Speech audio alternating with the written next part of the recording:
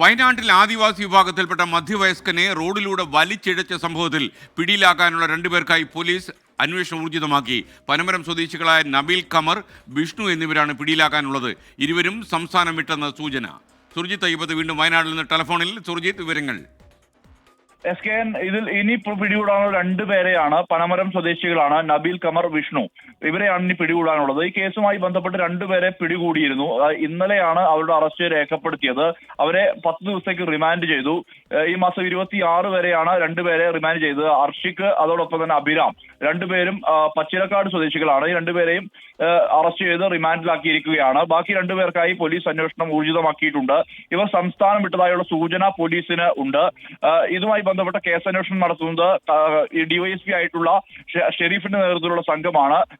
Mananthavady CI ആണ് ഈ case അന്വേഷിക്കുന്നത്. ഇവരുടെ അറസ്റ്റ് വേഗത്തിൽ തന്നെ ഉണ്ടാകുമെന്നുള്ളത് തന്നെയാണ് അറിയുന്നത്. ഇതുമായി ബന്ധപ്പെട്ട അന്വേഷണം പോലീസ് പല നഗരങ്ങൾ കേന്ദ്രീകരിച്ചും വ്യാപിപ്പിച്ചിട്ടുണ്ട് എന്നുള്ളതാണ് നമുക്ക് ഏറ്റവും ഒടുവിൽ ലഭ്യമാകുന്ന വിവരം. കഴിഞ്ഞ ദിവസമാണ് ഈ മധ്യവയസ്കനെ റോഡിലൂടെ, മാതൻ എന്ന് പറയുന്ന കൂടൽക്കടവ് സ്വദേശിയായ ആദിവാസി വിഭാഗത്തിൽ ഉൾപ്പെട്ട ആളെ റോഡിലൂടെ വലിച്ചിഴച്ച് കൊണ്ടുപോകുന്ന ദൃശ്യങ്ങൾ പുറത്തു വന്നത്. ഈ സംഘം ഈ കൂടൽക്കടവ് പ്രദേശത്ത് ഒരു ടൂറിസം മേഖല കൂടിയാണ്. കബനിപ്പുഴയും അതോടൊപ്പം തന്നെ മാനന്തവാടി പുഴയും ഒരുമിച്ച് ചേരുന്ന ആ ഒരു പ്രദേശമാണ്.